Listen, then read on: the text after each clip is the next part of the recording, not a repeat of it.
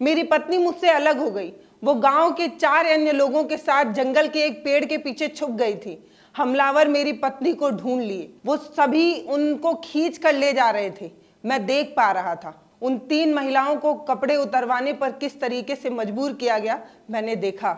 हैवानियत करीब 3-4 घंटे तक चलती रही।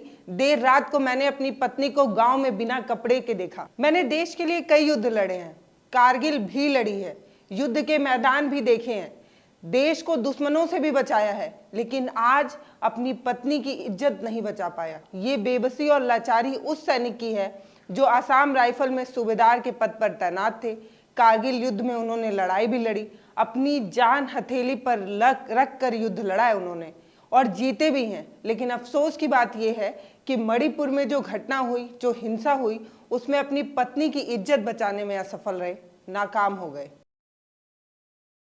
देश के वो रिटायर्ड सूबेदार सैनिक उस घटना को याद करते हैं तो कैसे तड़पते हैं, कैसे बिलक बिलक कर अपनी बात कहते हैं। जब वो याद करते हैं तो क्या कहते हैं, सुनिए। हजारों की भीड़ मेरे गांव पर हमला कर दी। मैं भीड़ से अपनी पत्नी और गांव वालों को बचा नहीं पाया। मैंने पुलिस से सुरक्षा की मांग की, लेकिन पुलिस हमें सुरक्षा नहीं दे पाई। भीड़ 3 घंटे तक दरिंदगी करती रही, लेकिन मैं अपनी पत्नी को बचा नहीं पाया। मेरी पत्नी किसी तरह एक गांव में पनाह लेने की कोशिश की, लेकिन वो आज भी सदमे में है। जब उस घटना को याद करती है तो रोने लगती है। 2.5 महीने से ऊपर बीत गए हैं, लेकिन आंखों का आंसू सूख नहीं पाया है। आंखों में गुस्सा और बेबसी आज भी झलकता है। उस हैवानियत का शिकार हुई उस महिला की कहानी सुनते हैं जो इस घटना से पीड़ित हुई हैं। 65 वर्षीय रिटायर्ड सैनिक की पत्नी जब उस घटना को याद करती हैं तो क्या कहती हैं? वो कहती हैं कि अब सब कुछ तबाह हो चुका है, कुछ नहीं बचा। मेरा सामान से लेके सम्मान तक मैं सब कुछ गंवा चुकी हूँ। हम दोनों महिलाओं को बंदूक की नोक पर हजारों लोगों के सामने कपड़े उतारने पर मजबूर किया गया। अगर हम कपड़े नहीं उतारते तो वो हमें जान से मार देते। मैं तो मर जाती, कोई बात नहीं थी, लेकिन अपने बच्चों के लिए मुझे ऐसा करना पड़ा। मैं मर जाती तो उनको कौन देखता?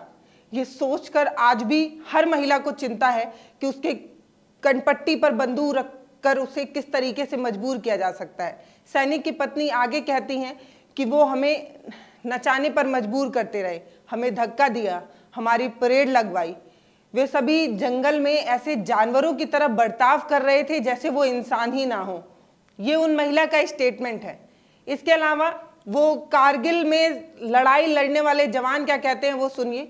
उन्होंने कहा कि मैंने कारगिल की लड़ाई सामने से देखी है, मैंने जंग का माहौल देखा है, लेकिन जब मैं अपने घर वापस आया तो मैं खुद की अपनी जगह को युद्ध क्षेत्र से ज्यादा खतरनाक पाया। उन्होंने कहा कि 4 मई को वो हमारे गांव में घुस आए थे, हमारे घरों को जला रहे थे। वो पूरे गांव को जला देना चाहते थे। उन्होंने आग लगाना शुरू कर दिया। गांव के सभी लोग अपनी जान बचाने के लिए भागने लगे। मेरी पत्नी मुझसे अलग हो गई। वो गांव के 4 अन्य लोगों के साथ जंगल के एक पेड़ के पीछे छुप गई थी। हमलावर मेरी पत्नी को ढूंढ लिए। वो मेरी पत्नी के साथ उन और लोगों को भी खींचकर बंदी बना ली। उसमें मेरी पत्नी के साथ एक महिला और एक बच्चा भी था। वो सभी उनको खींच कर ले जा रहे थे।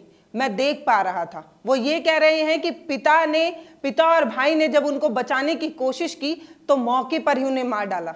मेरी पत्नी के अलावा एक महिला और बच्ची को खींच कर ले जाते वक्त मैंने खुद देखा है। पुलिस वाले भी वहां कर खड़े थे, पुलिस वालों के सामने से छीन कर ले गए। वो ये बता रहे थे, वो ये कह रहे थे कि मैं देख पा रहा था।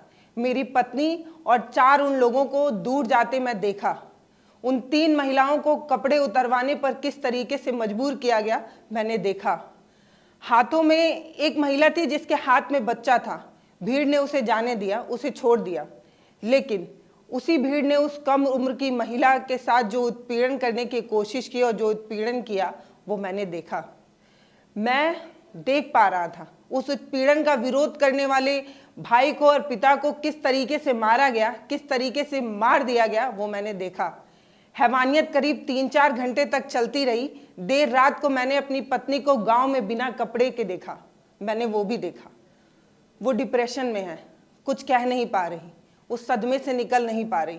वो ये बता रहे हैं कि उसको अपनी बच्चों की चिंता है, इसलिए वो सामान्य होने की कोशिश कर रही है, लेकिन हो नहीं पा रही। फिलहाल अभी ये पति पत्नी चूड़ा चंदापुर राहत शिविर में रह रहे हैं, लेकिन उस घटना को याद करके आज भी रोने जैसे हो जाते हैं। जो उस वीडियो को देख रहा है वो घबरा रहा है। वो जवान क्या सोच रहा होगा, जब मैं जंग पर गया, जब मैंने लड़ाई लड़ी, जब मैंने एक बार भी नहीं सोचा कि मेरे परिवार पर क्या बीतेगी अगर मैं मर गया तो, उसके बावजूद भी वो जवान लड़ा। उसके बाद क्या हुआ ये हम सब ने देखा। मणिपुर का वीडियो हम सब के सामने है, सभी गुस्से में हैं, लेकिन सबसे ज्यादा गुस्सा अगर आना चाहिए तो उसको आना चाहिए जिसने देश के लिए इतना कुछ किया। वायरल हुए दर्दनाक वीडियो में एक दूसरी महिला की मां क्या कहती है सुनिए। वो ये कहती है कि अब हम कभी गांव नहीं लौटेंगे। वहां मेरे छोटे बच्चे को गोली मारी गई है, मेरे लड़के को गोली मारकर हत्या कर दी गई है, मेरी बेटी को शर्मिंदा किया गया है। अब मैं वहां कभी नहीं लौटूंगी, मेरा सब कुछ खत्म कर दिया गया, उस गांव दोबारा नहीं जाना चाहती। मणिपुर के वायरल हुए वीडियो को देख लेने के बाद सभी को घोर चिंता है। रिटायर्ड सूबेदार की बेबसी लाचारी के बाद सभी हैरान और परेशान हैं। जब सैनिक देश के लिए लड़ने जाता है, अपने जान को हथेली पर रखकर वो देश की सुरक्षा करता है, अपने जान को जोखिम में डालकर वो भारत माँ की रक्षा करता है। देश का जवान बॉर्डर पर सीने में गोली खा लेने तक लड़ता है, आखिरी सांस तक लड़ता है। वो इसलिए लड़ता है ताकि भारत माँ की रक्षा हो सके। भारत का जवान इसलिए लड़ता है कि भारत के हर परिवार सुरक्षित रह सके। अपना घर छोड़कर वो इसलिए जाता है ताकि हम खुशी रह सकें। वो इसलिए लड़ता है ताकि हम चैन से सो सकें, और हम उसे सुरक्षित नहीं कर पा रहे, हम उसके परिवार को सुरक्षित नहीं कर पा रहे, उसकी पत्नी को सुरक्षित नहीं कर पा रहे। ये बेबसी और लाचारी सिर्फ एक सैनिक की नहीं, हम सभी की होनी चाहिए कि जब एक सैनिक इस तरीके से लड़ता है और हम उसकी पत्नी को बचा तक नहीं पाए। आप क्या कहना चाहते हैं मणिपुर के इस वायरल हुए पूरे वीडियो में और इस पूरी घटना में? इस पूरी घटना के लिए जिम्मेदार आप किसको मानते हैं? और एक रिटायर्ड सूबेदार की पत्नी की इस तरीके से वीडियो में जो दिख रहा है ना, मतलब कहा नहीं जा सकता कि वो कितना मार्मिक है। आपको जानकर हैरानी होगी कि आज जलता लड़ता भिड़ता मणिपुर ऐसा बिल्कुल भी नहीं था। आज जो मणिपुर की तस्वीर हम देख रहे हैं, आज जैसा मणिपुर दिख रहा है जहां पर दंगा फसाद हिंसा दिख रही है, महिलाओं का उत्पीड़न दिख रहा है, लेकिन ऐसा मणिपुर बिल्कुल नहीं था। मणिपुर का गौरवशाली इतिहास रहा है। 14 अप्रैल 1944 को ही वो आज़ाद हो गया था। मणिपुर करीब 3 महीने तक आज़ाद रहा और 16 जुलाई 1994 तक आज़ाद रहा। मणिपुर ने सबसे पहले तिरंगा फहराया था। मणिपुर भारत की वो जगह थी जहां पर अंग्रेजों को हराकर भगाकर भारत में सबसे पहले तिरंगा फहराया था। भारत में तिरंगा फहराने का सबसे ज्यादा गौरव मणिपुर को प्राप्त है। मणिपुर में लोगों ने लड़ाई लड़ी है, अंग्रेजों से लड़ी है, लेकिन आज मणिपुर टूट रहा है, बिखर रहा है, आज मणिपुर जल रहा है। उसके लिए जिम्मेदार कौन है? आप क्या सोचते हैं? आप क्या सोचते हैं वायरल हुए वीडियो के बारे में? आप क्या सोचते हैं मणिपुर की हिंसा के बारे में? और आप क्या सोचते हैं एक सूबेदार जब इस तरीके से चीजें बताता है कि मैं अपनी आंखों से देखता रहा, मेरी पत्नी के साथ इस तरीके से चीजें हो रही थी, मैं कुछ नहीं कर पाया। ये टूटता बिखरता एक जवान जब भारत में इस तरीके का बयान देगा तो हम इसको कैसे लेंगे, हम क्या समझेंगे? क्योंकि हमारे यहाँ जवानों की बड़ी इज्जत है, हम जवानों के लिए बहुत संवेदनशील हैं। तो आप क्या सोचते हैं पूरे मुद्दे के बारे में हमें कमेंट सेक्शन में लिखकर बताइएगा। वीडियो अगर फेसबुक पर देख रहे हैं तो लाइक कर लीजिएगा, यूट्यूब पर देख रहे हैं तो सब्सक्राइब कर लीजिएगा और सपोर्ट जरूर दिखाइएगा। धन्यवाद।